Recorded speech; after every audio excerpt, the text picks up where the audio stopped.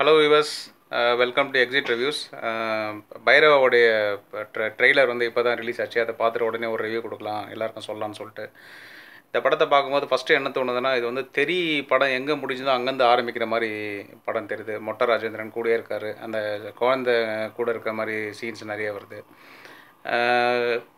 மேலோட்டமாக கதையை பற்றி பார்க்கும்போது ஒரு பெரிய வில்லன், அவனுக்கு கீழே ஒரு 3 வில்லன் இருக்காங்க. இவங்கெல்லாம் ஒரு ஊரில் அநியாயம் பண்ணிவிட்டு அந்த ஊரில் வந்து மக்கள்லாம் அவங்களுக்கு எதிர்த்து போராடுற மாதிரி அவங்க கூட ஒருத்தராக நின்று விஜய் அவங்களுக்காக சண்டை போடுற மாதிரி இருக்குது படம்.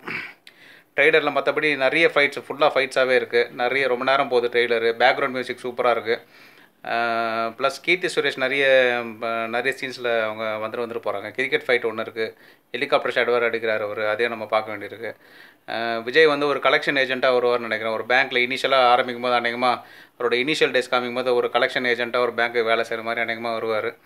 ப்ளஸ் ஒரு சிபிஐ ஆஃபீஸராக வந்து ஒன்று அவர் ஏமாற்றி போய் ரைட் பண்ணி பணத்தை பிடிக்கிறாரா, இல்லைனா அவர் உண்மையாகவே வந்து நம்ம தெரியல பார்த்த மாதிரி அது ஒரு கண்டினியூஷனாக வந்து அவர் இனிஷியலாக அந்த ஊருக்கு வந்து சாதாரணமான ஒரு ஆளில் போயிட்டு அப்புறமா போலீஸ் அவதாரம் எடுக்கிறாருன்றது தெரியல. பொறுத்துன்னு தான் பார்க்கணும். இந்த படத்துக்காக உங்களை மாதிரி நானும் அவளாக வெயிட் பண்ணிகிட்ருக்கேன். வீடியோ ஷேர் பண்ணுங்கள், சப்ஸ்கிரைப் பண்ணுங்கள், லைக் பண்ணுங்கள்.